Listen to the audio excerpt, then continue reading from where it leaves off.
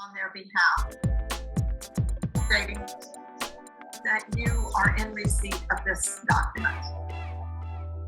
Now, you may say, well, what happens if we don't confirm it? It's still viable.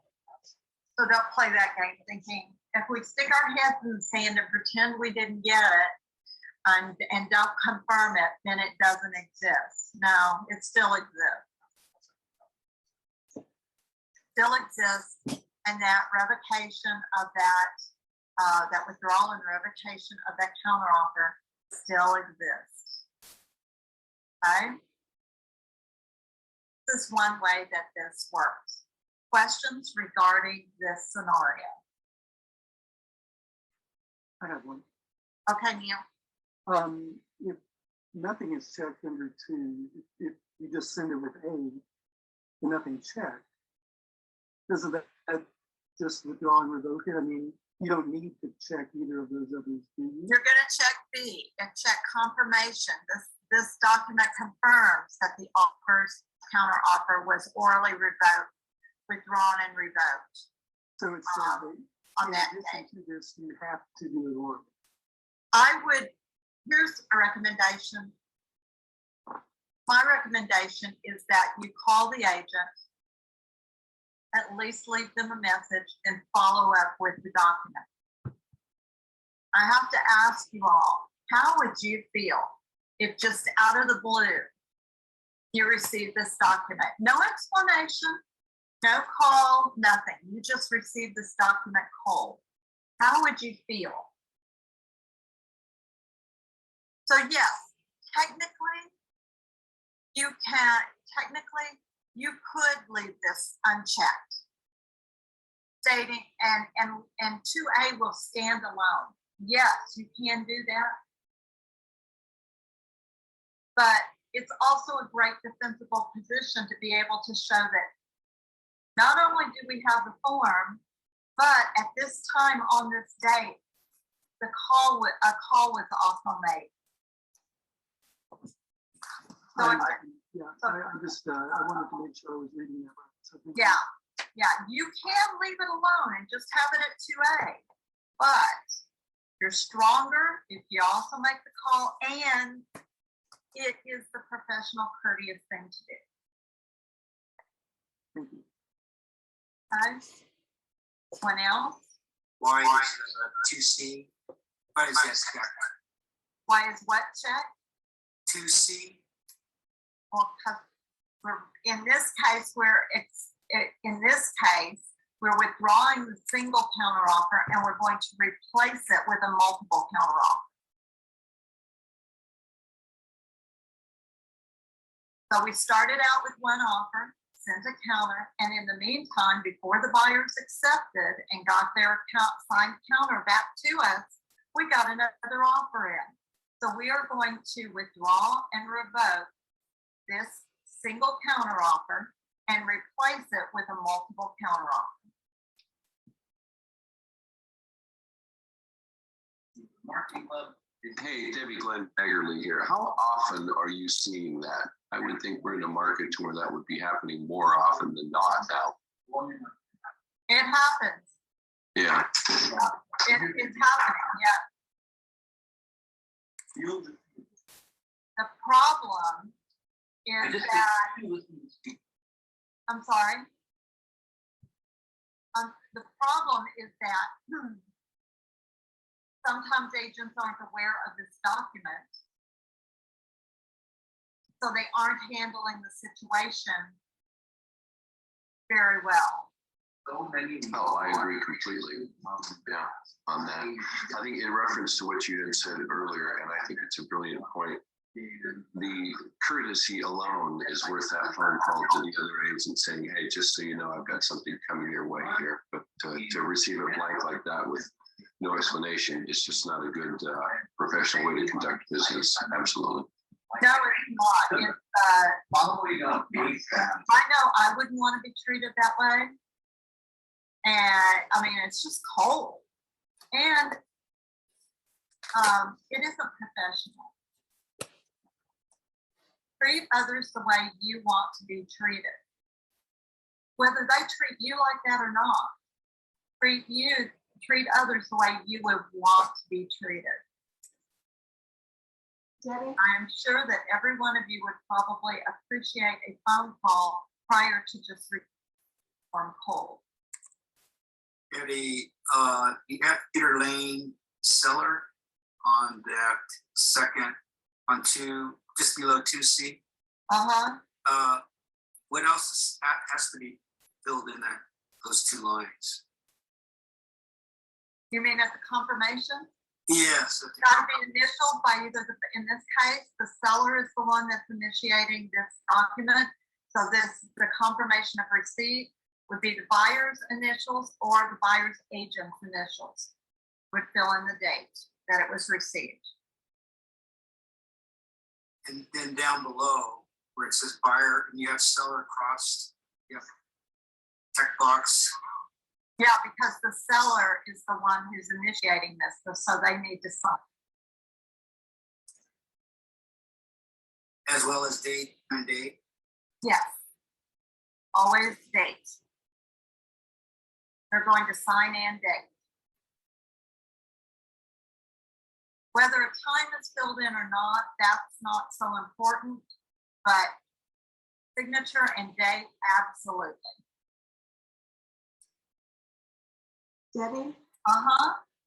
In regards to the courtesy call that you had indicated, last week, I believe you had mentioned something that was kind of important or that I noted, is that aside from it just being a courtesy call or it being a courtesy call, it also helps to timestamp a notice that was given just in case that other agent tries to slip in an accepted counteroffer. Absolutely. So the email and the phone call sort of kind of shows the intent of our seller in this case of wanting to withdraw. So, because I can imagine that if a buyer's agent is kind of like they just finished doing the, accepting the counter, but maybe he or she drug her feet in getting that document to the seller, or if they're trying to get it done really quick before she actually receives this WOO. At least we've got the phone call, the courtesy phone call, and the email. And that courtesy phone call is binding. Courtesy phone call is binding. But we also want the form because we need to establish the written timeline as well. Exactly. Yeah, just so because sometimes it might take that time, that extra time to get it over to that agent or for them to receive it. Oh, yeah. And another thing too, Debbie, on that, this is a great point. Just start doing it, make the phone call and know you've done your job. Plus, in my experience, historically, I learned a long time ago, I would date it and put the time, and then I would actually, is it AM or PM, 5 PM, 6 PM? Because I've had instances to where, all right, Glenn, you have until 6 PM tomorrow night to get this counter back to us. So if you commit at 7 PM, you're late. So for me, it's not always been just the month and the day. Put the hour on when that darn thing is signed, because it gives you one more arsenal to where if there's any discrepancy, oh, you've got this right to the hour here. It's been something I've used and it's been good for me. Thank you for that. All right, so let's say we've got just a little bit of a different scenario here. Let's say the buyer who wants to back out. Right? So the offer was written on October 25th. And let's see, you can leave this out. Let's say an offer was written and sent to the listing agent, and they decided, or the buyer slept on it overnight and decided, I don't want to do this. I don't want to do this. So in that case, the buyer can revoke the offer. Okay? You're saying, please withdraw my offer. I don't want to move forward with this. Okay. So I'm going to call.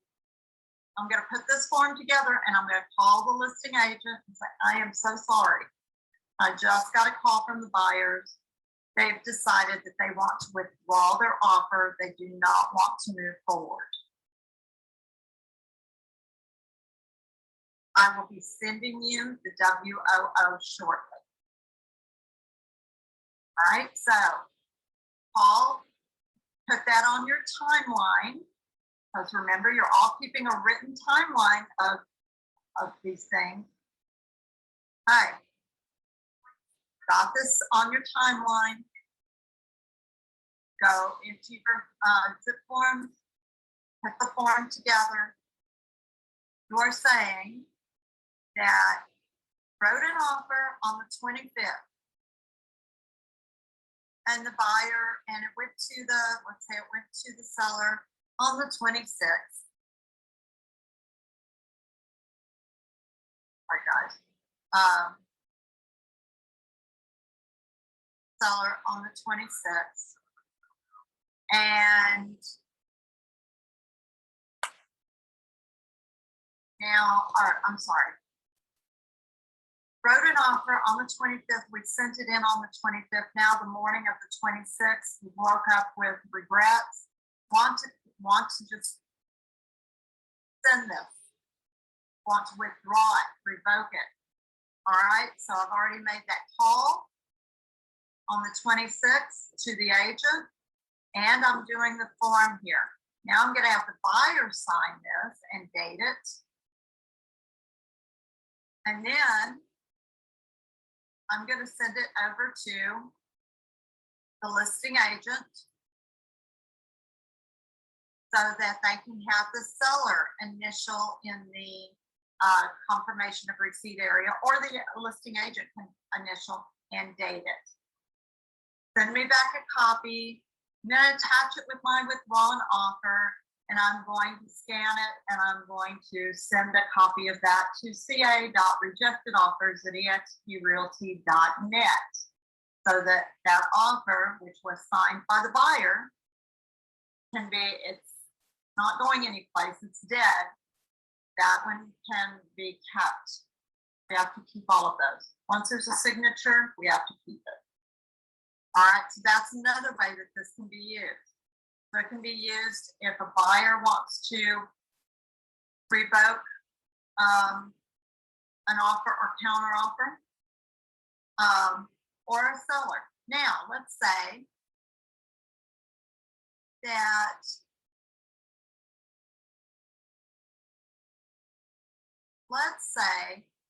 the offer is written on the 25th. Okay. Let's say that the seller issued a counter offer 26th. And let's say that the seller then said, oops, I made a mistake. I need to add something to that counter offer. So they can then make the call saying, hey, don't sign that counter offer. We are withdrawing it. We're revoking it. I'm going to issue another counter offer. I forgot to add something to it. Or the seller decided he didn't want something that was on there. Hey, we thought about it overnight. Yes, we'll leave the swing set in the backyard that they said they wanted. Yesterday we said we wouldn't, but we thought about it overnight. Now, whatever it is, but in this case, the seller has decided they want to make a change to the counter offer. So what they are going to do is they are going to revoke this counter offer. And then they will, and once it's revoked, they can go back and issue another single counter offer. Now, you don't have a place here for a new counter offer being issued. Just the one we sent is being revoked, and then you'll be able to send a new one. Okay? All right, questions on any of these scenarios? We good? Miss Debbie, it's just a quick question regarding the files. Is it Yesterday- regarding the WLO? Yeah, so what other form do we need? Because yesterday it said for us to print out the buyer counter offer and the seller multiple counter offer, but today you're going over the withdraw offer, Well, so what that other was a form? mistake that our ASC, I didn't get her my updated fast enough. So I'll be showing you that in just a minute. Right now, we're going over the WLO. Okay, thank you so much. Uh-huh. All Yeah, right. just a note, from a previous class you gave, I also noted that voicemails count. So that if you don't actually talk to the other agent, but you leave a voicemail, it's still binding. Absolutely. But you still want to follow it up with this form. Always follow it up with the form in writing. Then though, out of courtesy, you're going to call the agent, and if you have to leave a voice message, you're still going to follow up with this by using this form. Use the paper trail. Always want the paper trail. Now, Debbie, can we text instead of calling? no. That's Okay. still just almost as cold as just sending them the form cold. Got it. Debbie, Yeah, Lori. just wanted to confirm again, I believe you said it last week, that in this example, seller or buyer wants to make a change to the counter offer. Once they withdraw it, the number of that specific counter offer Would still be number one. exactly. Okay, thank you. Still be number one. Okay. Debbie, Yes. we have all the text. Can you take all that text and email it? So this way we have a record and send, or? You're not going to text them stating that you're withdrawing it. You're going to call them. Okay. It says orally withdraw. Orally.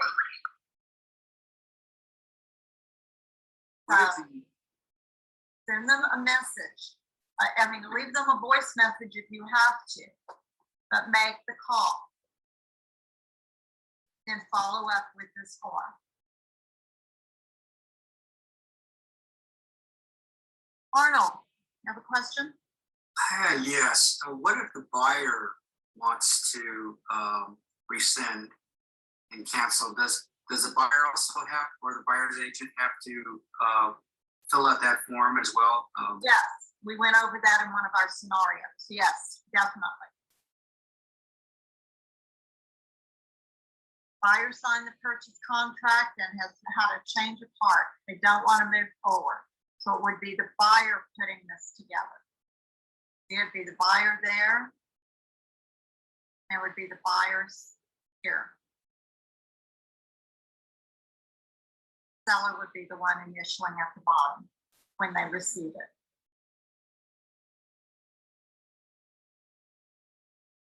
Okay. All right, we're going to move on to another form. So I've got 3 forms today that I want to get. Let's see, just decide to accept your offer. No, it would not be. This is a great question. If during the courtesy call, the listing agent says seller just decided to accept your offer. No, you don't have it back yet. So you let them know, I'm sorry, it's too late. They've decided to withdraw. Oh. All right, and let them know you'll be sending over the withdrawal form shortly. Okay, next 2 forms we're going to be going over this morning are the SIP, Seller in Possession Addendum, and the Residential Lease After Sale. So right now we're going to go over the SIP. This is super important, guys. Make a note on this form. If the seller is going to remain in the property, even 1 day after the close of escrow, have to have this form. Right? Can't just note it in the line item in the purchase contract. You have to add this form. Now, this form is only good for sellers remaining in the property from 1 day after the close of escrow through 29 days after the close of escrow. If they are going to be staying in the property 30 days or longer, you will use the RLAS, which is the next form we will go through. But this form must be used if seller is remaining in the property anywhere from 1 day after the close of escrow all the way up to 29 days after the close of escrow. Make sure you have that note. Now, it also states it in here, but it's always good to write it as well.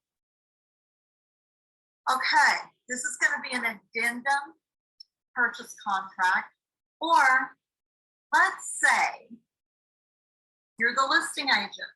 You just received an offer. And on what is currently item 9 of the purchase offer, they wrote in that the seller could stay in 1 day after the close of escrow. But with their offer, they did not attach SIP form. Then you as the listing agent are going to counter back and attach an SIP form to your counter. You're going to fill out the SIP and send it back as part of your counter. At any time, the buyer or the seller is going to remain in the property. 1 day past the closing date or the close of escrow through day 29, this form must be added, even if it's noted in the contract or a counter that seller to remain in property or close of escrow plus 3 days for possession, anything like that. You also have to add this form.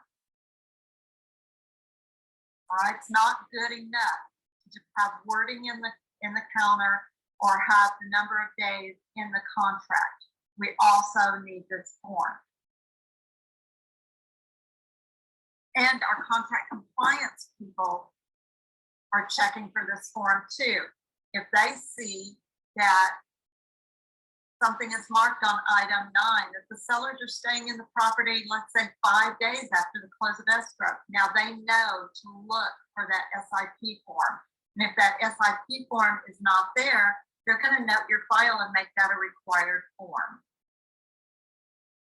All right, so let me take a look at this real quick.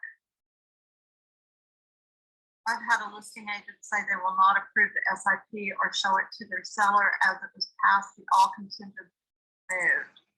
Okay, the SIP needs to go in with the offer or needs to be part of a counter offer. This is not something that you are, if you go back and try to add this in the middle of the transaction, let's say you're representing the listing side, and the seller has now said, oh, by the way, we're not going to be out on the day the escrow closes. We need 3 days after. You better have a conversation real quick with the buyer's agent. And if they say, no, I've talked to the buyer and the buyer needs to get in, they will not approve this. Too late to send an SIP. Right?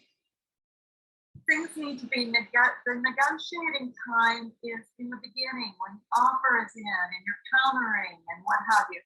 That's when the negotiations need to happen, not halfway through a transaction. Okay, so be careful with that. Okay. Arnold, do you have a question? Yes, with that buyer, do they have to stipulate when they make their offer? They have to stipulate that they want to move in as soon as escrow closes? And Well, then I- that I- SIP? The possession, clause in the contract, which is currently item 9, in item 9, that will, if nothing is filled in there, then that means the buyer is taking possession the day escrow closes by 6 p.m.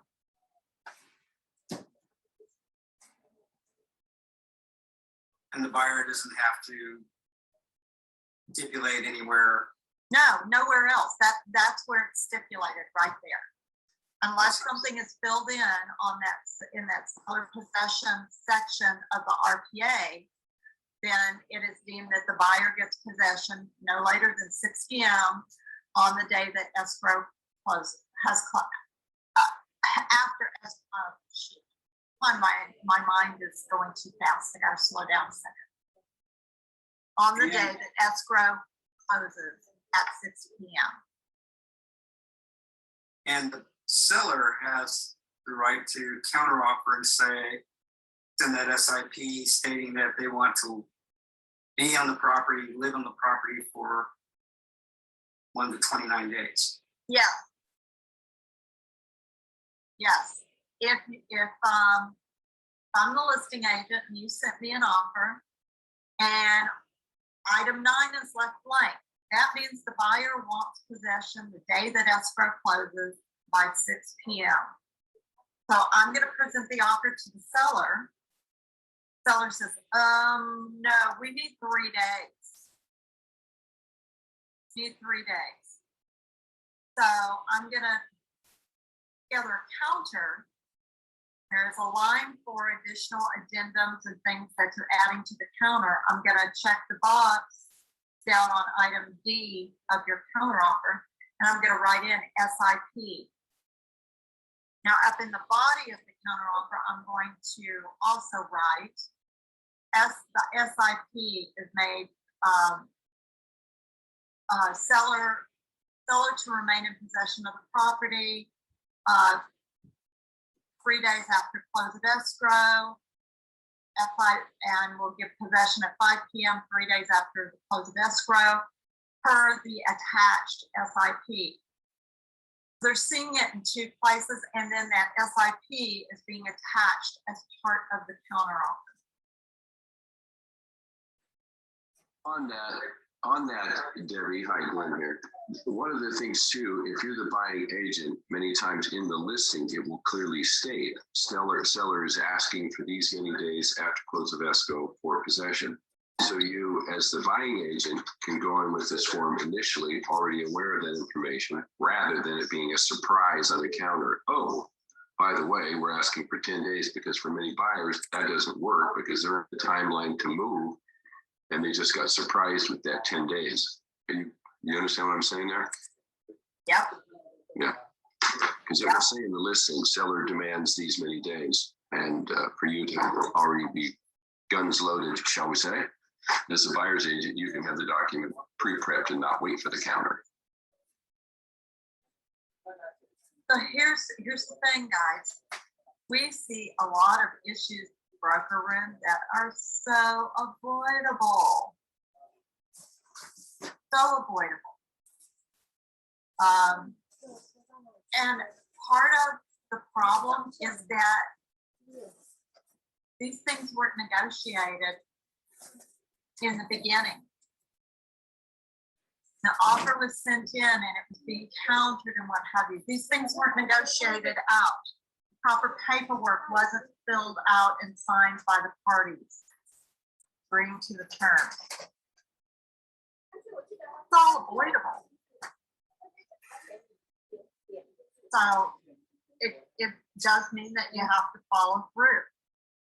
All right, let's move down on this and then I'll go back and look at questions because I may answer some of your questions while I'm going through this. This is an addendum to the purchase agreement. So in this case, if this is an addendum to the purchase agreement, let's say I'm writing an offer for my buyer, for the buyer, and the buyer is willing to give the seller the 3 days that they asked for in the MLS. In the MLS, it stated possession to be COE plus 3 days. That's close of escrow plus 3 days. Great. Buyers are okay with that. Especially in a seller's market, they want to give the buyers as much as they can to keep the sellers happy, so that maybe their offer will be accepted. So, all right. So we're going to give the sellers the 3 days. So I'm in the possession section of the RPA, I'm going to write in 3, but I'm going to also attach the SIP form as part of this agreement. So this is an addendum to the purchase agreement. All right, so that is the default. All right, now let's say I receive an offer, I'm the listing agent, I receive an offer, and I'm looking at the offer and it says, the seller, they're going to give this in the offer itself. It says, I'm going to give the sellers the 3 days. That's written in the possession section of the RPA, but there's no SIP. Well, as the listing agent, when I counter, I'm going to counter, I'm showing here that I am adding an SIP. So this is an addendum to the counter offer number 1, dated, that's the date on the counter offer. Right? So this addendum is intended to grant the seller a license to remain in possession of and use the property after the close of escrow. It is intended for short-term occupancy. I want you to highlight this, 29 days or less. If occupancy is intended to be for 30 days or longer, use the residential lease after sale, RLAS. Note, local rent control or other law regarding tenants' rights may impact buyer and seller's rights and obligations. Close of escrow shall be day 0 for the purposes of counting the days for them of this license to remain in the property. Close of escrow is day 0. Let's say it's going to close today. Today is the 27th. It's day 0. We're giving the seller 3 days. And per the contract itself,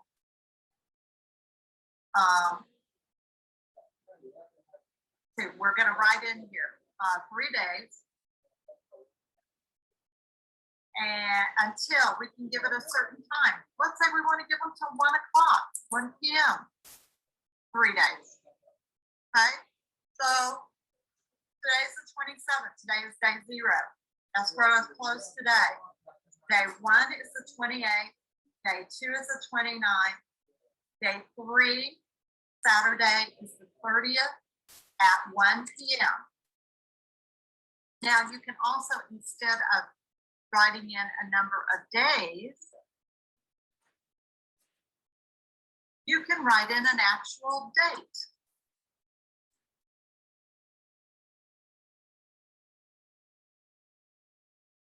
All right, you'd say, well, we'll give them till Sunday, whatever it is. You can give them an actual date and an actual time, or a number of days, or a number of days and an actual time.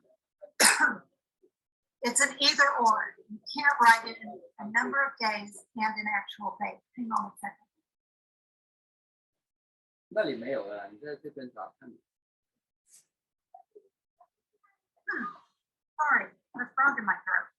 All right. So if you write in an actual date, you cannot write in days. Not supposed to write in days. You didn't check the box. Or One or the other. You're either going to fill in a number of calendar days like this, or you're going to put in a date. one or the other. This states that the seller has no right to remain in possession beyond this term and may be responsible for court-awarded damages if the seller does remain. I believe what she was referring to, Debbie, on number one, do you not have to check the box to the far right? Yes. Yeah. You would. Yeah.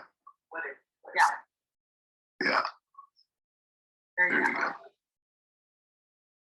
All right, in this case, for our example, we're gonna just put in a number of days.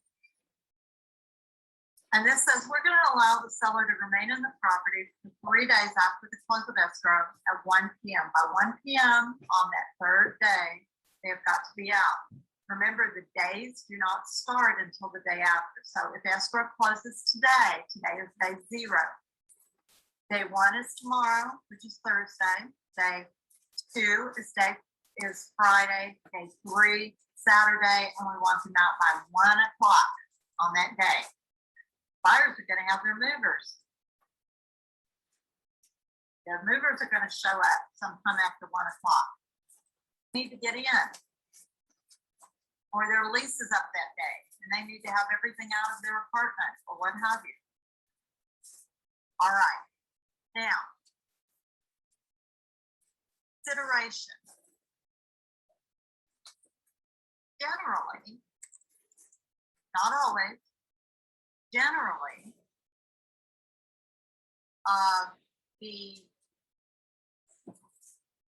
as a courtesy to the sellers, if they're just staying in 1 day, 2 days, 3 days, something like that, generally, we see that they are not being asked to pay any kind of a fee, stay in the property. Okay? If this is not filled in, it's deemed that they're not going to be paying. They're getting their house gratis for those days. But if they are being charged a fee, let's say they want to stay in for 28 days and the buyer says, yeah, or 29 days.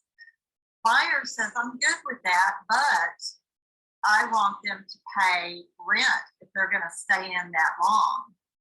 All right, so we could put in a full amount, let's say, based on the buyer's new PITI and HOA fee, that's going to be $3,500.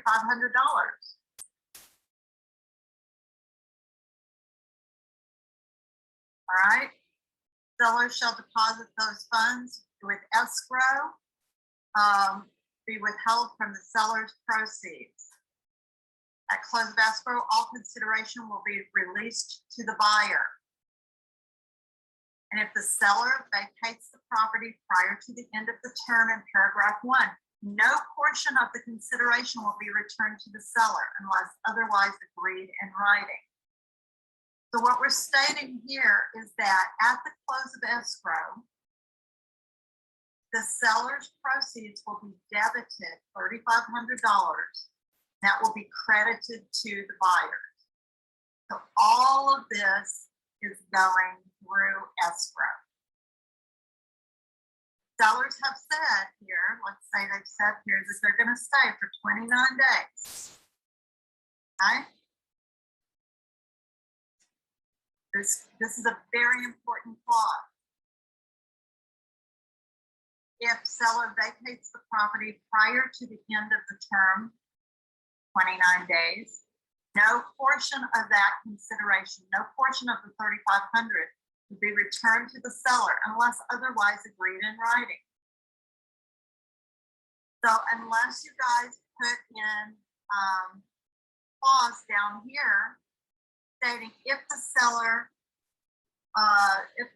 vacates prior to 29 days, prorated rent amount of X will be refunded.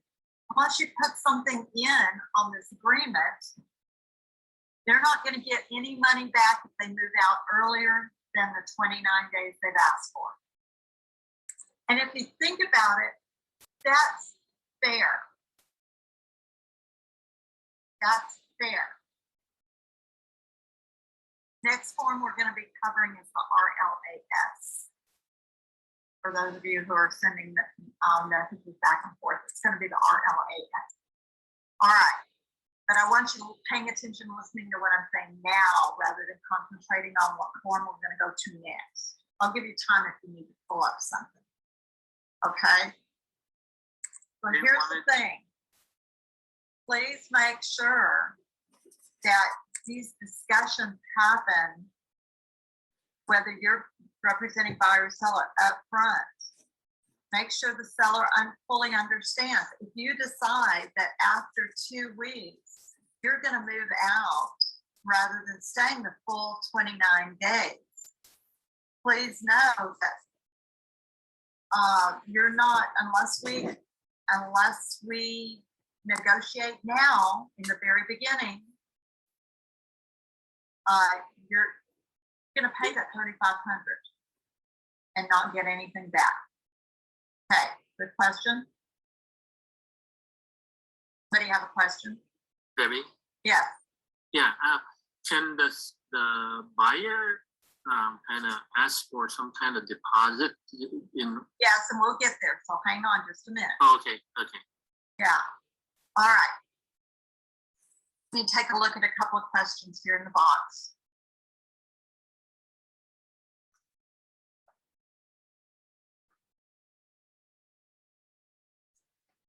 Okay, this is a great question. What happens if you give a certain number of days and they don't get out, or they leave the house a mess?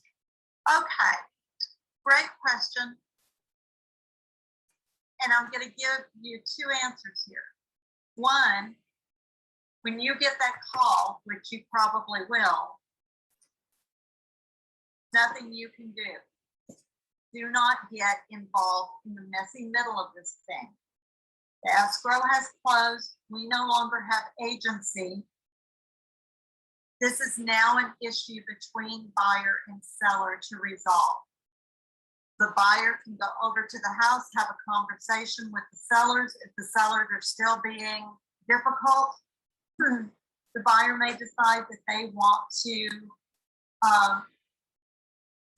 either work with them or go out and get an attorney and not be involved in this. This is just anything that happens after the close of escrow is a dispute buyer and seller. Don't cross that line. Okay. Let's see. Am I right? If I contact this 25-day escrow for me, we're closing 10 days earlier.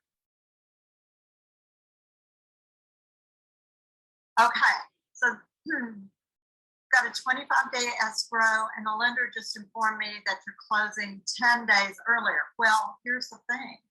Unless all parties agree to close 10 days earlier, it's not closing 10 days earlier. There's a change to that contract, and in this case, had a 20-day escrow or so, a 25-day escrow. The only way that's closing earlier is if the sellers are also on board with it. Debbie, That's why I put 25 or less, something like this, or less. We don't have Yeah, to but the sellers still have to agree to it. Don't do 25 or less. Sellers have to be on board. What if the sellers are in the middle of something? They can't get out. They can't change that. It's 25 or less, but it's with mutual agreement. Not one-sided. 25 days or less, okay, great. But it's with mutual agreement as to what that or less is going to be. Sellers may not be able to rebook their movers. They may not be able to get into their next home earlier. What does it say mutual agreement? That is what I'm telling you, it is. Whether you say mutual agreement or not, the 25 is what's going to hold unless they both agree that, yeah, I can we are in a position that we can also close earlier.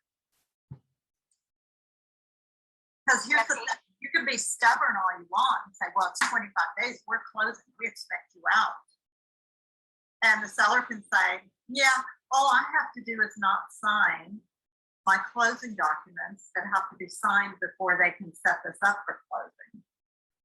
So now you've got an adversarial relationship going, and y'all don't want that. You want this to be as easy on the parties as possible. Okay? Maybe I've got a question.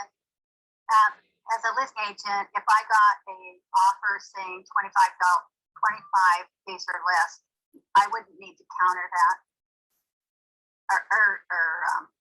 You might want to clarify it. I mean, first of all, find out if your sellers are in a position, hey, they're saying 25 days or less. Yeah. So can you do less if it came in less? Well, that would depend on how much less. Day or two, yes. A week, maybe not. And so that sets up a conversation so that you can counter properly. Now here's another alternative for that. Okay, you go to the listing agent and say, hey, the buyers are in a position to close early. What if we close early? We can close 10 days early. What if we close early and we just allow the sellers to remain in possession at no cost to them for that 10 days? Or the sellers were going to get 3 days after the close of escrow. And we're going to close 10 days early. So what if we give them 13 days free? Compensate for the 10 days early that we're closing, plus they were going to get 3 days anyway, and give them 13 days. Those are things that you can negotiate with.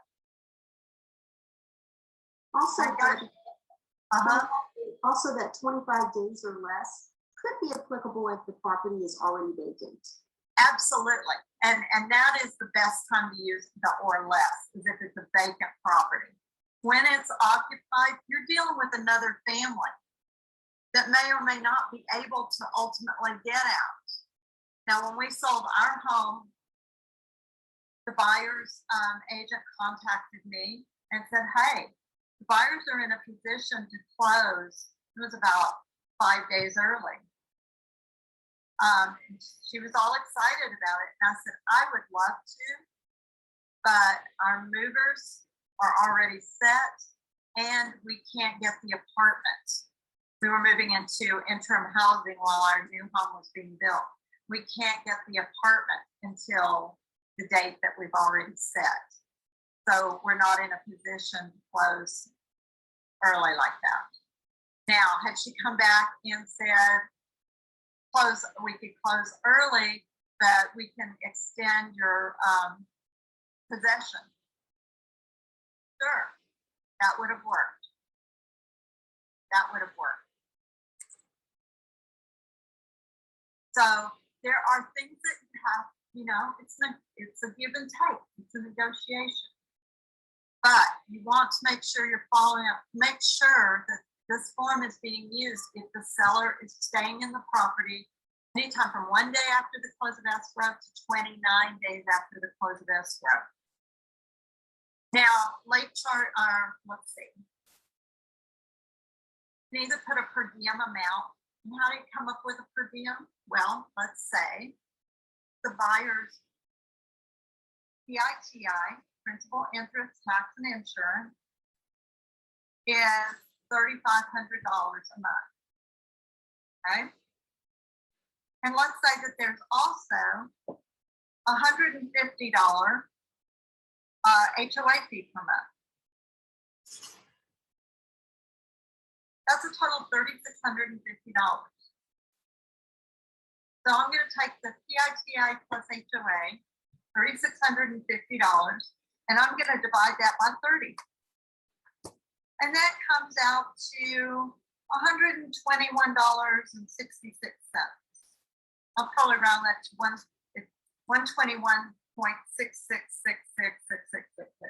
So So I'm gonna do probably 121.7, or maybe 122 a day, or maybe 121 a day, round it down, whatever it is that they're okay with, the buyer's okay with. Put that in. So rather than in an amount here,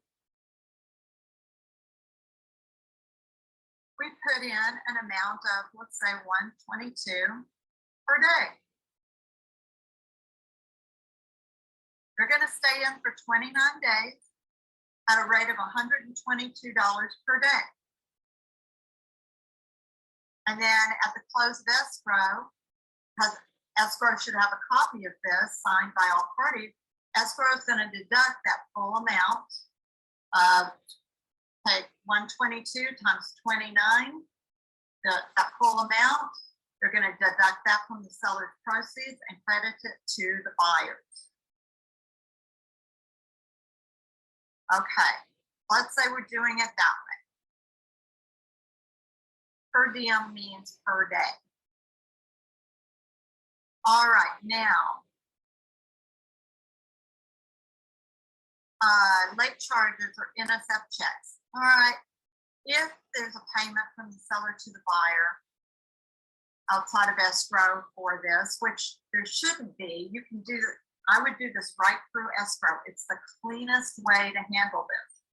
But if any payment from the seller to the buyer is required outside of escrow, and any such payment is not received by the buyer within 5 days, or you can write in something else here. You can check this box and say 3 days, for example. After the date due, seller shall pay to the buyer an additional amount of whatever you fill in here as a late charge. Let's say it's going to be $25. Right? If a check is returned for insufficient funds, the seller shall pay to the buyer $25 as an NSF charge. Seller and buyer agree that these charges represent a fair and reasonable estimate of the cost the buyer may incur by reason of seller's late or NSF payment. All right, now, moving on, maintenance. While the seller is staying in the home, the seller must continue to maintain the property. Meaning they've got to continue to clean the pool, keep things clean, mow the grass, water the grass, do all of the things that they were doing prior to the close of escrow. Okay, keep it nice, but maintained. And all personal property included in the sale in substantially the same condition as on the date of acceptance of the offer. Seller shall not make any alterations to the property without the buyer's written consent. Delivery of possession. The seller shall deliver the property in the condition and on the terms provided in the agreement. Delivery of possession fee. In addition to the license fee specified in paragraph 2, that's your fee up here that's being charged for them to remain in the property. In addition to that,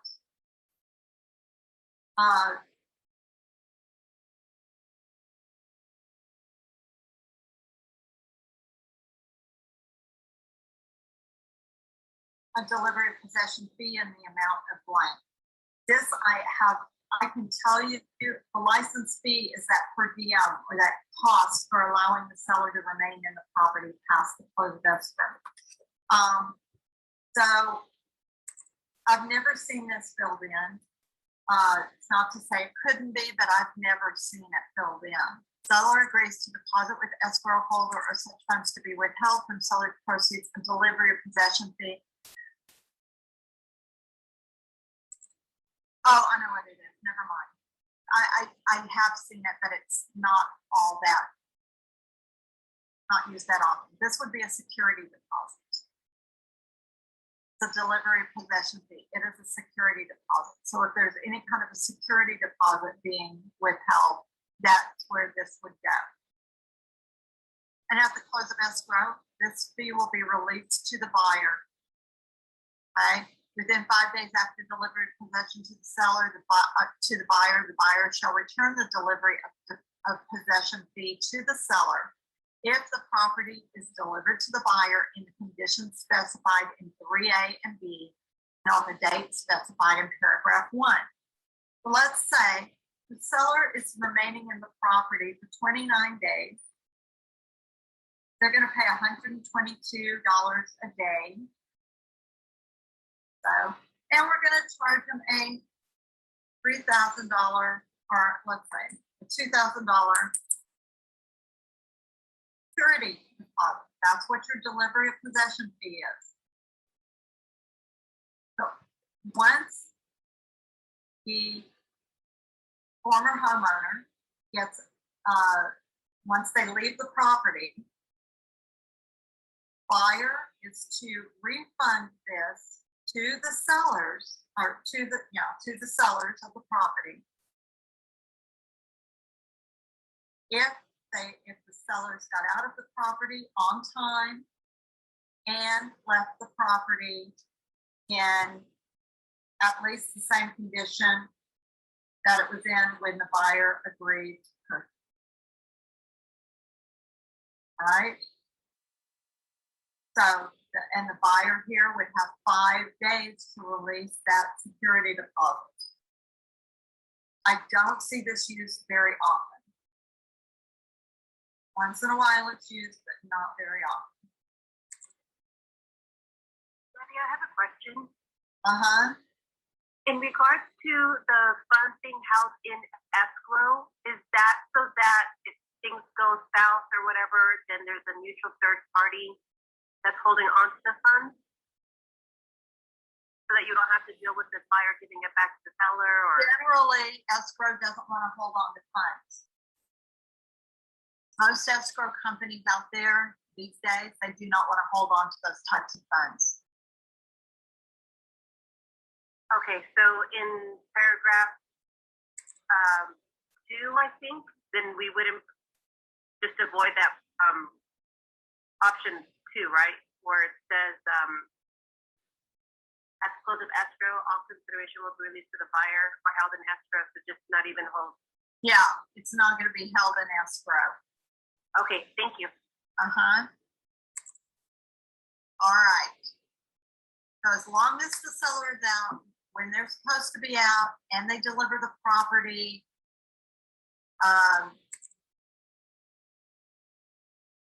they remove all debris and what have you, trash, personal property. Once all of that's done and they deliver the property in good condition, the buyer refund them the security deposit within 5 days. Okay, seller agrees to pay for all utilities and services and the following charges. If there was anything in addition to utilities and services, and a service could be like a pool service. So I'm not sure what and the following charges, I don't know what else there could be there. Doesn't mean there isn't, but I don't know what else could go there. Except for. What about solar lease? Say that again? Solar lease.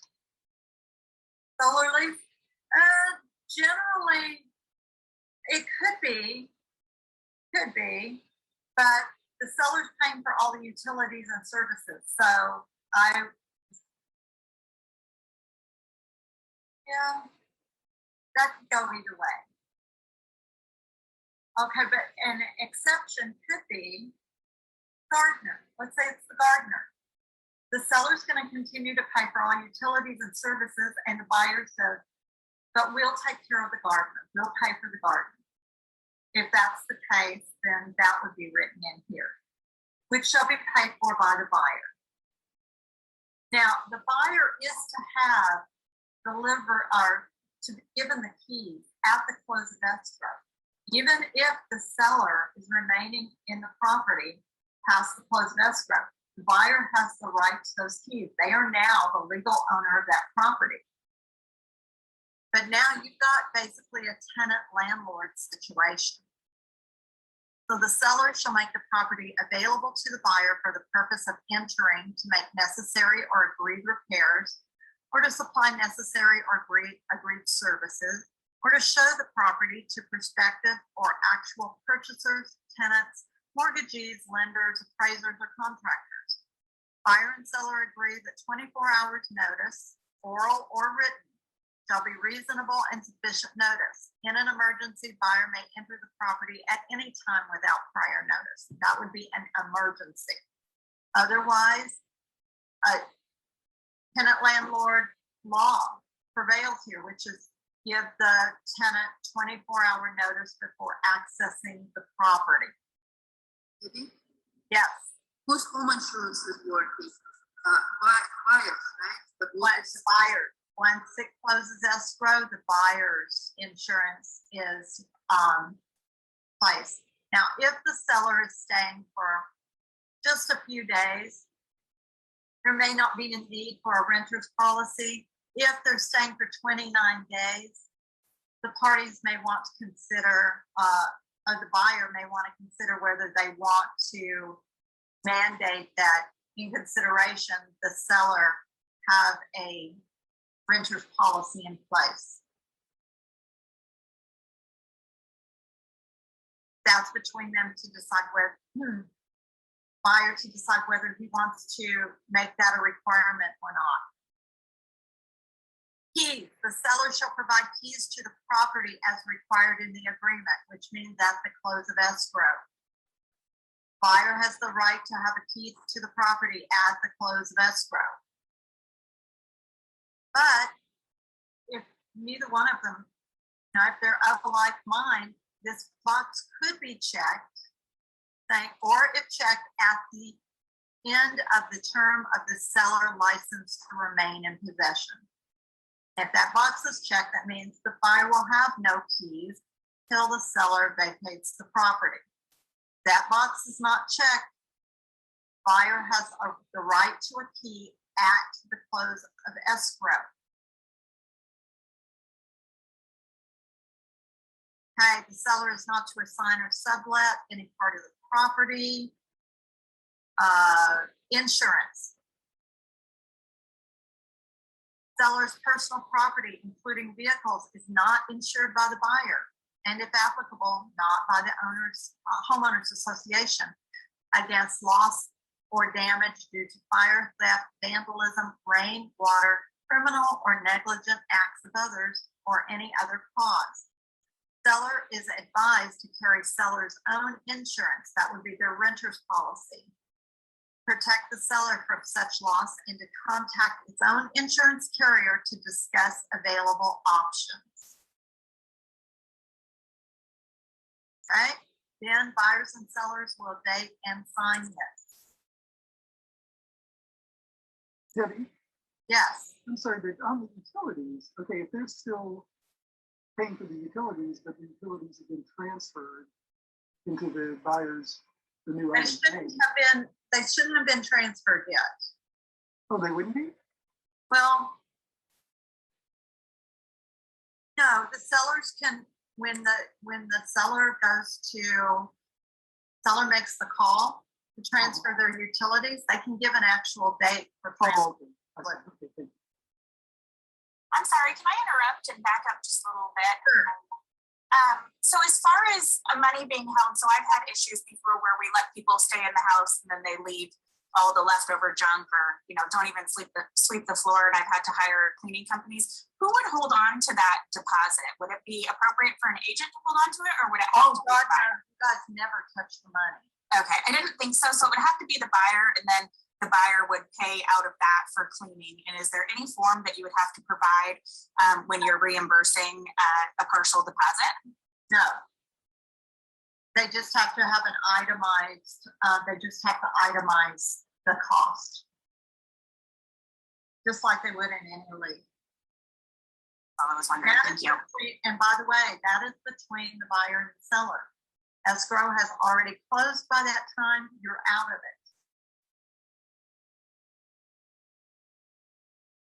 So that time that time after the close of escrow that the seller is in possession, that anything that happens during that time, that's between the buyer and the seller to resolve. Hey Debbie, Mark here. Would you be able then, in that case, to keep it in escrow if you had a deposit or? Escrow generally does not want to hang on to those funds. Okay, If your escrow officer will, that's fine, but generally they don't want to.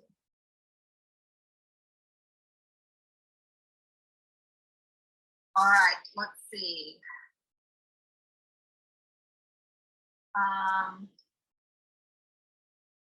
Christina, you would have an old form. I pulled this one this morning straight from Zip Forms. You need this SIP if you're doing a lease back for 60 days. No, you do not. If you're doing a lease back for 60 days, that is the RLAS, Residential Lease After Sale. Okay, we are going to move forward real fast to go through that one. Next time we meet, I do want to be able to start on the new contract, the new RPA. So, Hey, Debbie, yeah, just one last question. We did cover the insurance in terms of the seller's personal property. So in either of these two forms that we're going over right now, in this case, the seller is considered a tenant for purposes of liability, like personal injury. yeah, We talk about personal property, but injury, if they're injured on the property and whatnot. Okay, absolutely. The seller now becomes the tenant, and the buyer who owns the property now becomes the landlord. Okay, residential lease after sale. You will see this, seller in possession after the close of escrow, and this is intended for possession of 30 or more days. So if the seller is remaining in the property for 30 or more days after the close of escrow, you do not, the SIP, you do use the RLAS. All right, buyer's name, seller name for at the top, the date of the agreement. They've entered into a purchase agreement for the real property described below. Close of escrow for the purchase agreement is scheduled to occur on, use your calendar. You're going to figure out that escrow is going to close. Let's figure escrow is going to close the day before Thanksgiving this year. All right. So, buyer is the landlord, seller is the tenant, agrees as follows. The landlord rents to the tenant, and tenant rents from the landlord the real property and improvements. That's the address for the property. Premises are for the sole use as a personal residence by the following named person or persons only. Well, we only have one buyer. That's Frank James. We're going to write his name in there. Frank lives alone. He's not married. Nobody else living with him. If he was married, his wife's name would go in here. And if they have children under the age of 18, let's say they have 3 children under the age of 18, you would write it in as Frank James, Mary James, and 3 minor children. That will work.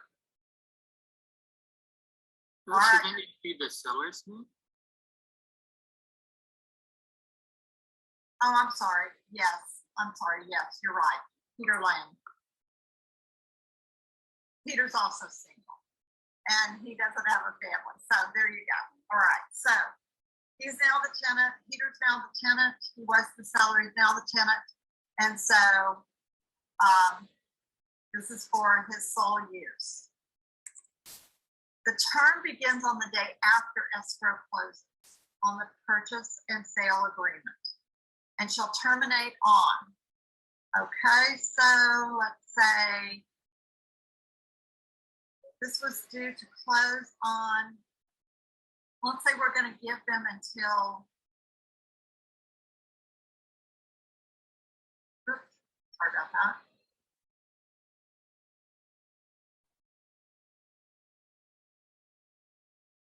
seller's gonna give them until December 31st, which is definitely longer than 30 days. And we want them out by, let's say, 5 p.m. All right. You're gonna write in that date. The tenant shall vacate the premises upon termination of this agreement, unless the landlord and tenant have signed a new agreement mandated by any rent, et cetera. Landlord accepts rent from the tenant other than past due rent. Case of month-to-month tenancy shall be created. So if they're gonna go past this time, they can do a new lease. And that's gonna be an actual lease. It would be a month-to-month tenancy. So they would use an actual lease agreement if they're gonna go past this. Okay? Rent. Tenant agrees to pay, let's say they're gonna pay $3,500 a month. We're not gonna do it per diem. They're gonna pay $3,500 a month. The rent is payable in advance on the first of the month. And if commencement,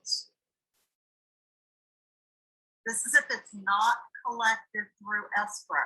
That is the best way to do this, is have this just removed from the seller's proceeds up front, credited to the buyer. That way the buyer has all of the funds up front. There's no trying to chase down their new tenants to try to get their money. Okay? Payment. Personal check through escrow. Per escrow instructions. Okay? So this is going to be paid through escrow to the buyer, who's Frank James. And whatever address Frank is going to be in, living in while, or prefers, while the tenants remain in this property. Or any other location subsequently specified by the landlord in writing between. All right. Strongly advise, again, that you guys get this handled through escrow so that the total amount for what the sellers, or the total amount of the rent back is out of the seller's proceeds, credited to the buyers at the close of escrow, rather than having somebody chasing down money, which will not be you, because the escrow will be closed and you will be out of it. All right. If there is a security deposit, you would put that in here. Say there's going to be a security deposit of $2,000. Through escrow, again, we want that paid through escrow. All right, security deposit will be transferred and held by the buyer. We do not have a buyer's broker's trust account. You are not going to hold the money ever for any party for any reason. So once escrow closes, the rent and the security deposit will be released to the buyer. Now going to be the landlord.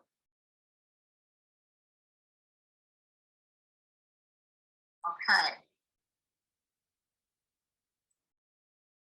The maximum amount that a landlord may receive as security deposit cannot exceed 2 months rent for an unfurnished premises or 3 months rent for a furnished premises. Well, this has the seller's furniture in it. They're doing a rent back, so it's going to be 2 months. This is the seller's furniture.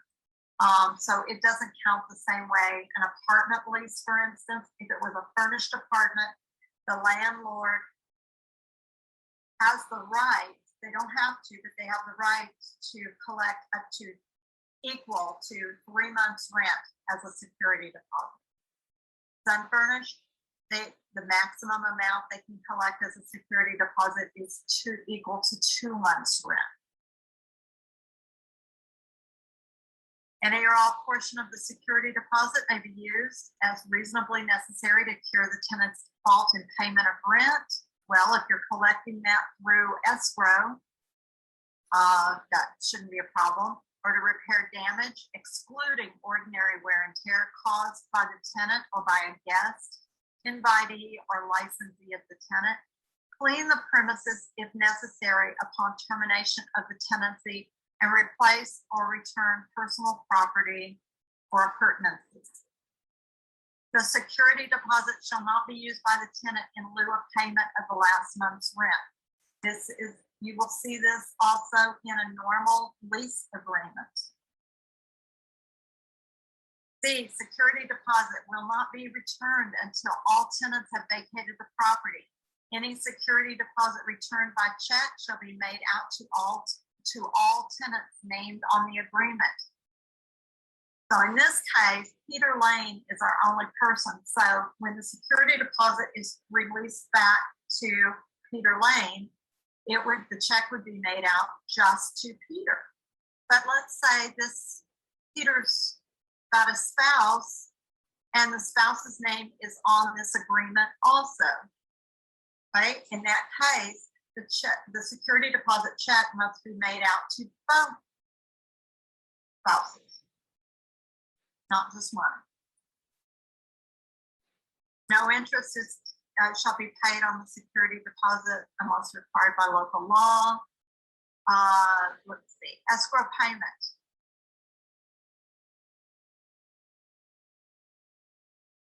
Debbie, Yes. they do memo too.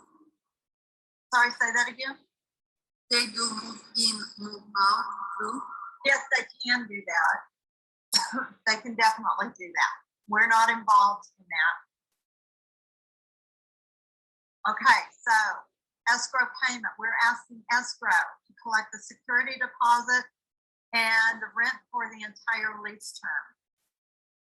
If it's over 6 months, and if it is not 6 months, for the first month's rent. Okay? Or you can check this box, and I like this box better.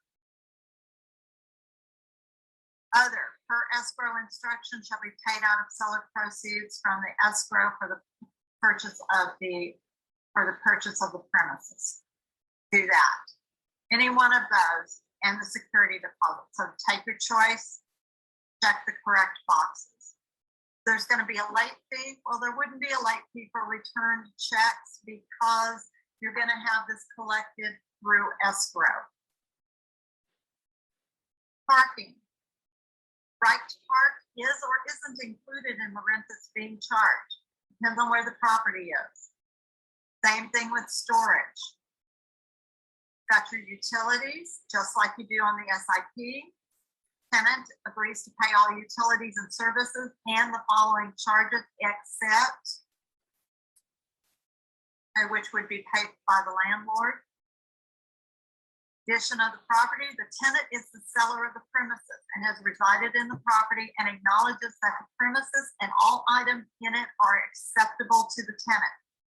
Addition of the premises is as promised by the seller/tenant to the buyer/landlord pursuant to the purchase agreement and acknowledged in the buyer's final walkthrough verification of condition, except if there was something that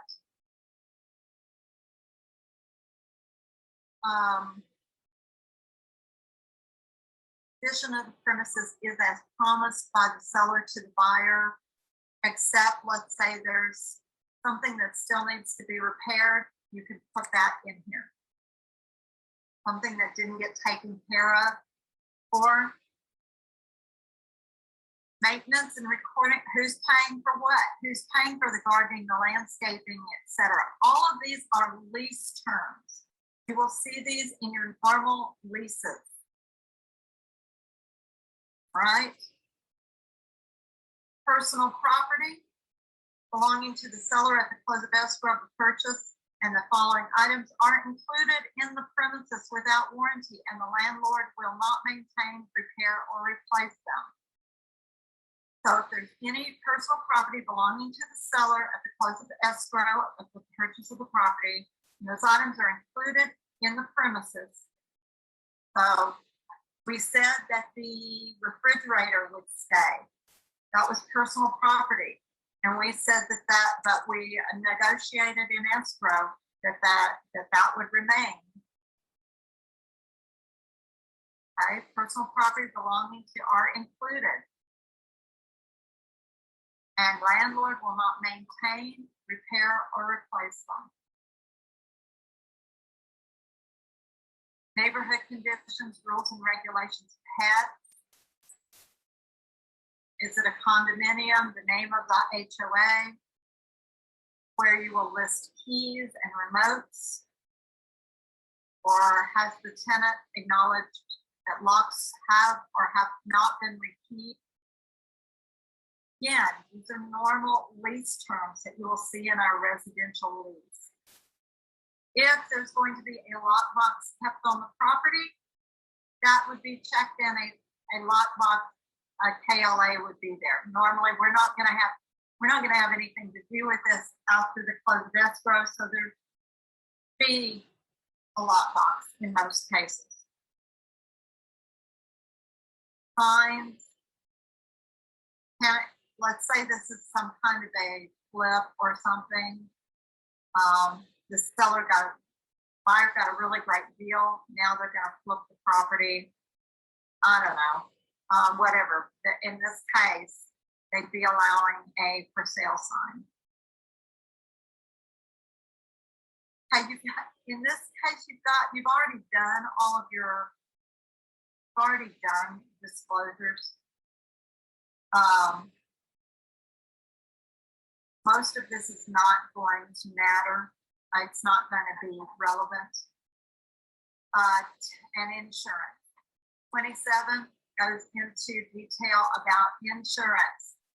And if this is checked, the tenant shall obtain liability insurance in an amount of no less than.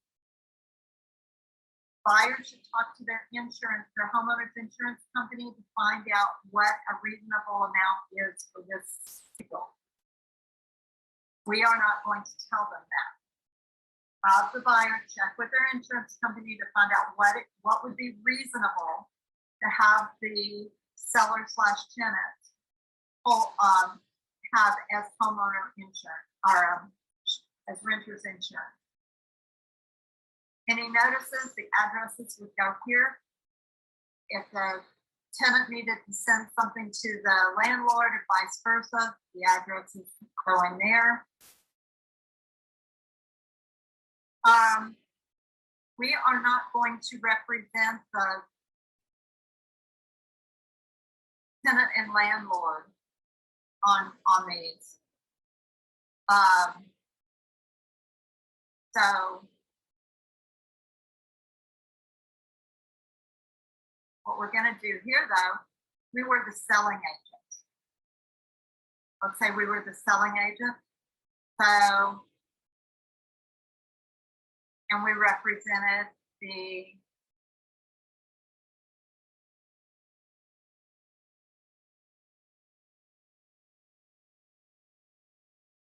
if not the same as the listing name. Okay. Term of this lease, if the term of this lease exceeds 1 year, you're gonna have to have a new AD. Okay, tenants and landlords are gonna sign, agents are not in agreement, brokers are not a party to the agreement between landlord and tenant, but we are the buyer and seller agent.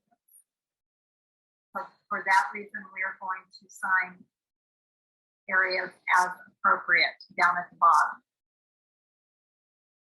If as you're putting one of these together, you have questions, discuss in the California broker room, and either me or one of the managing brokers will be able to help you with it. Today's an overview of this. Biggest thing you need to keep in mind that if the rent back is for 30 days or longer, the RLAS required. If it is 29 days or shorter, the SIP is required. Okay? Take a look. We've run over time, but if you have to leave, I understand. If you want to stay so I can go through some of these questions, I'm going to do that right now.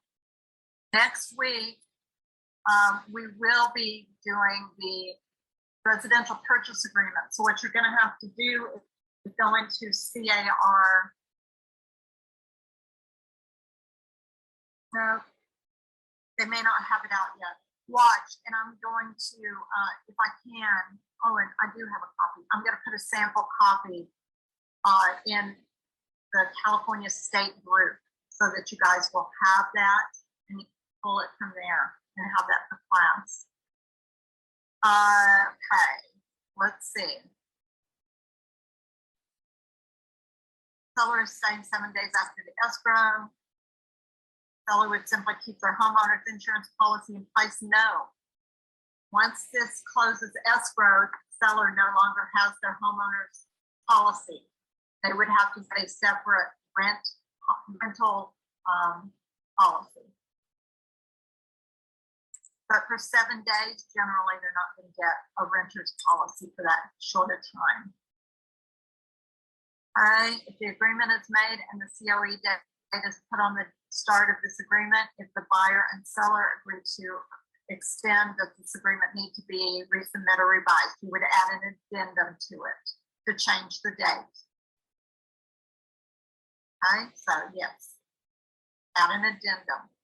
There are final walkthrough verification done prior to the close of escrow per the RPA.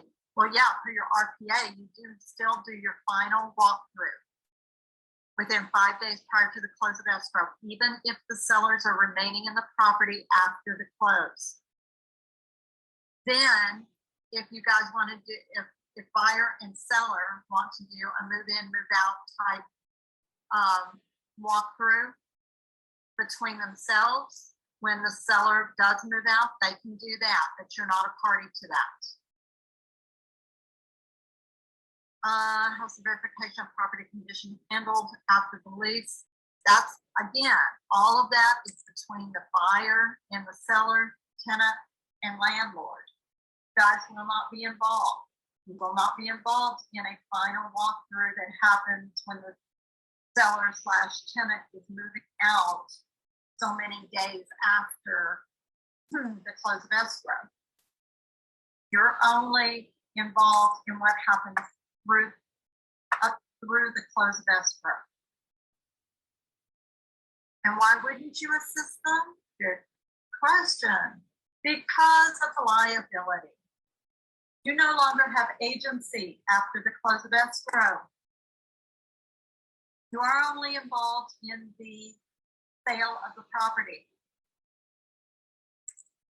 This is a lease situation. I want to keep you guys out of trouble. And too many times, agents, well-meaning agents, do things they shouldn't, such as trash outs, things like that. Do not do that stuff. Had an agent earlier this week found themselves in a pickle. They went to do they decided to, seller left a bunch of junk at the house. The buyer, who our agent represented, was very upset. Our agent hired a service and went in and did a trash out. Got rid of all of those things left at the property. Unfortunately, the seller then came back wanting the things.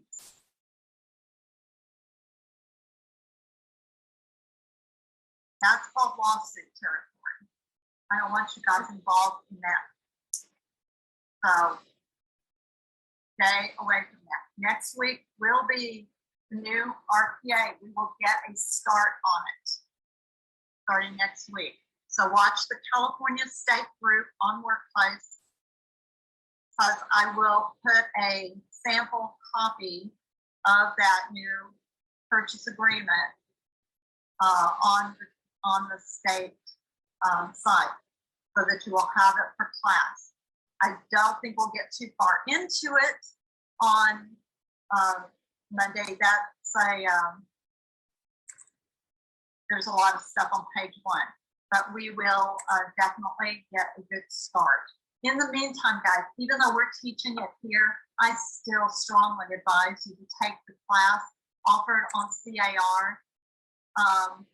Gov Hutchinson is teaching that class, and he is amazing. It's a 4-hour class. It gives you DRE credit to use towards your renewal of your license. So please share that